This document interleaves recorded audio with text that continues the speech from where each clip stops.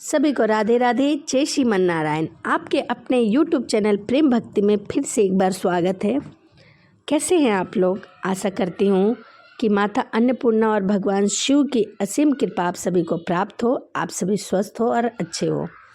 इसी के साथ आज हम सुनेंगे भगवान शिव और माता अन्नपूर्णा की कहानी। तो चलिए मन में करते हैं भगवान भोलेनाथ का ध्यान और कथा को सुनते हैं। एक समय की बात है, काशी निवासी धनंजय की पत्नी का नाम सुलक्षणा था। उसे सभी सुख प्राप्त थे, केवल वह निर्धन थी। उसके पास धन का अभाव होने के कारण वह बहुत ही दुखी रहती थी। यह दुख उसे हर समय सताता रहता था। एक दिन सुलक्षणा अपने पति से बोली कि स्वामी, आप कुछ कार्य क्यों नहीं करते? इस प्रकार कब तक चलेगा? सुलक्षणा की बात धनंजय के मन में बैठ गई और वह उसी दिन विश्वनाथ शंकर जी को प्रसन्न करने के लिए बैठ गए और कहने लगे कि हे देवादिदेव महादेव, हे विश्वनाथ, मुझे पूजा पाठ करना कुछ भी नहीं आता, केवल आप पर भरोसा है, इसीलिए बैठा हूँ, आपसे विनती कर रहा हूँ। वह 2-3 दिन तक भूखा प्यासा वहीं बैठा रहा। यह देखकर भगवान शंकर आए और उनके कानों में बोले, अन्नपूर्णा अन्नपूर्णा अन्नपूर्णा। इस प्रकार 3 बार भगवान शंकर ने माता अन्नपूर्णा का नाम लिया। इसी सोच में धनंजय पड़ गया कि मंदिर से मैं तो कई भगवान हैं, लेकिन यह माता अन्नपूर्णा कौन है? तभी धनंजय एक ब्राह्मण को आता हुआ देखा और उनसे पूछने लगा कि पंडित जी, अन्नपूर्णा कौन है? ब्राह्मण ने कहा कि तू अन्न छोड़कर बैठा है, इसीलिए तुझे हर जगह अन्नपूर्णा सूझ रही है। घर जा और घर जाकर भोजन ग्रहण कर। धनंजय घर गया और अपने स्त्री से सारी बात कह दी। वह बोली, नाथ चिंता मत करो, स्वयं शंकर जी ने आपको यह मंत्र दिया है, वह स्वयं ही आपको राह भी दिखाएंगे। आप फिर जाकर उन्हीं की आराधना करो। धनंजय फिर जैसा का तैसा पूजा में बैठ गया। रात्रि में शंकर भगवान ने आज्ञा दी और कहा, तू पूर्व दिशा में चला जा। वहाँ माता अन्नपूर्णा का नाम जपता हुआ चलता गया। रास्ते में फल खाता, झरनों का पानी पीता, इस प्रकार कितने दिन तक लगातार चलता गया। वहाँ उसे चांदी सी चमकती वन की शोभा देखने को मिली, सुंदर सरोवर देखने को मिला। उसके किनारे कितने ही अप्सराएं झुंड बनाकर बैठी थी। उनमें से एक कथा सुनती और दूसरी सुनाती थी। सब मिलकर माँ अन्नपूर्णा इस बार मेरी मनोकामना जरूर पूर्ण करेंगे, बार बार ऐसी कहती थी। और आज से ही व्रत का आरंभ था। जिस शब्द की खोज करने धनंजय निकला था, वह उसे वहाँ सुनने को मिला।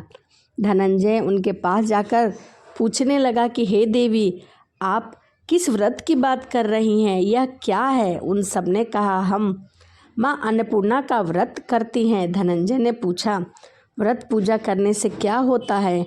यह किसी ने किया भी है? इसे कब किया जाता है? कैसे व्रत किया जाता है? इसकी क्या विधि है? आप सब विस्तार पूर्वक मुझे बताइए। वह कहने लगी, इस व्रत को सब कोई कर सकता है। 21 दिन तक के लिए 21 गांठ का सूत लेना चाहिए। 21 दिन यदि न बने तो 1 दिन उपवास रखें। यह भी न बने तो केवल कथा सुनकर प्रसाद ले। निराहार रहकर कथा कहे। कथा सुनने वाला कोई न मिले तो पीपल के पत्ते के ऊपर सुपारी और धृत रखकर भी कथा कह सकते हैं। वृक्ष के सामने एक दिया अवश्य जलाएं, क्योंकि दिया साक्षी होता है। सूर्य, गाय, तुलसी या महादेव के बिना कथा सुनाए मुख में दाना न डालें। इन सभी की कथा सुनाए। यदि भूल से भी कुछ पड़ जाए तो 1 दिवस फिर उपवास करें। व्रत के दिन क्रोध न करे, झूठ न बोले। धनंजय बोला, इस व्रत के करने से क्या होता है? वह कहने लगी कि इस व्रत के करने से अंधे को नेत्र मिल जाता है, लूल्हे को हाथ मिल जाता है, निर्धन के घर धन आ जाता है, बांझी को संतान मिल जाती है, मूर्ख को विद्या मिल जाता है। जो जिस कामना से इस व्रत को करता है उसकी सभी मनोकामनाएं पूर्ण होती हैं।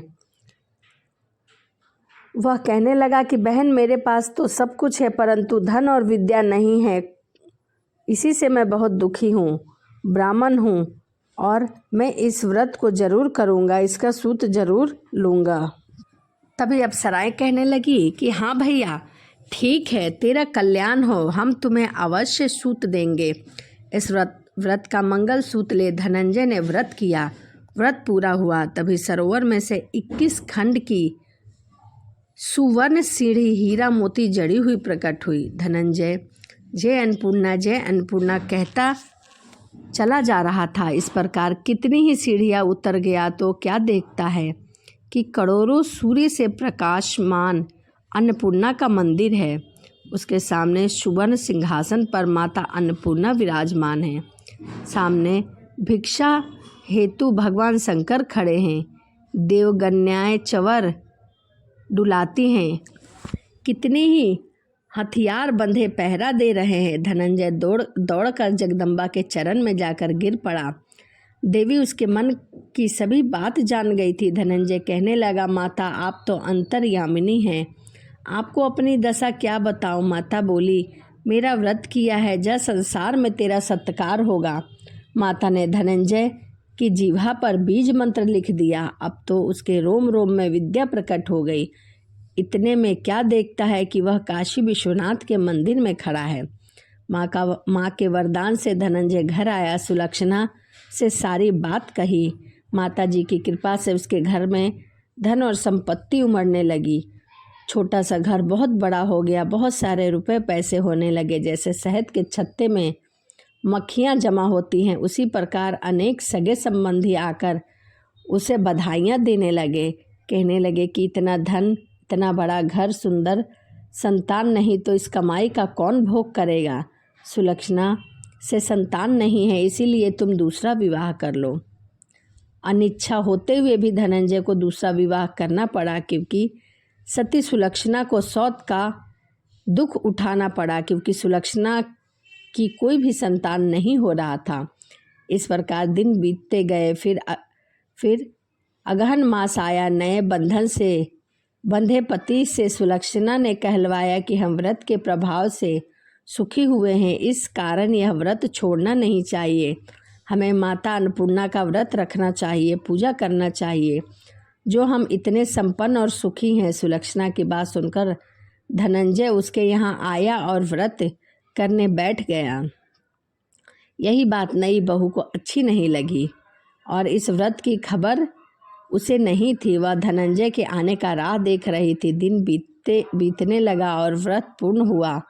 3 दिवस बाकी ही थी कि नई बहू को खबर पड़ी तो उसके मन में ईर्ष्या ज्वाला उत्पन्न हो गई। सुलक्षणा के घर पहुंची और उसने वहां भगदड़ मचा दिया। यह धनंजय को अपने साथ ले गई। नए घर में धनंजय को थोड़ी देर के लिए नींद में आ दबाया। इसी समय नई बहू ने उसका व्रत का सूत तोड़ दिया और सूत तोड़कर आग में फेंक दिया।